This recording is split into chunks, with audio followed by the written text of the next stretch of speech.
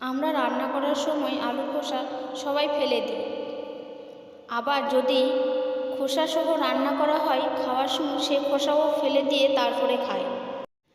আপনি অবহেলায় আলুর খোসা যে ফেলে দেন, তাতে magnesium, potassium, folate, vitamin C ও ফসফরাস থাকে। সব রকম সবজির মধ্যে আলু ব্যবহার সবচেয়ে বেশি থাকে, কারণ আলু প্রায় সব কিছুর সঙ্গেই খাওয়া যায়। প্রতিদিন খাবারের তুলনায় কোনো না কোনো দিকে থাকে আলু, তাই পুষ্টিকর আলু খোসা ফেলে না দিয়ে পাতে রাখুন। আলুর খোসা ফেলে না দিয়ে জেনে নিন কতটা উপকার। আলুর খোসার পুষ্টিকর। পটাশিয়ামের ভালো একটা উৎস হলো আলুর খোসা। নিয়মিত আলুর খোসা খেলে তাতে হজম শক্তি করতে সাহায্য করে। এতে আছে পর্যাপ্ত আয়রন ও লোহিত রক্তকণিকার কার্যকারিতা বাড়ায়। আলুর খোসায় আরও আছে ভিটামিন বি, যা খাবার থেকে পুষ্টি গ্রহণ করে শরীরে সাহায্য করে। এতে থাকে পর্যাপ্ত ফাইবার। এই ফাইবার হৃদরোগ, ক্যান্সার ও টাইপ 2 ডায়াবেটিস দূর করে।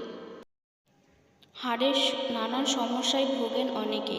আলু যদি খোসা সমেত খাওয়া যায়, তাহলে এই সমস্যা থেকে দূর হবে।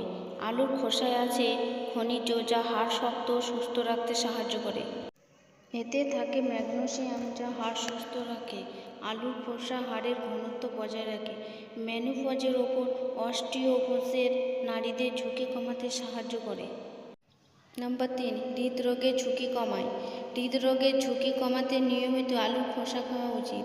এটি হার্ট অ্যাটাকের, স্ট্রোকের ঝুঁকি কমাতে কার্যকারী, কারণ আলুর খোসায় পটাশিয়াম পূর্ণ থাকে।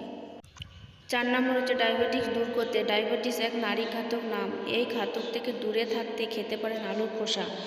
আলুর খোসা সহ আলু খেলে আপনার দীর্ঘ সময় পেট ভরিয়ে থাকে।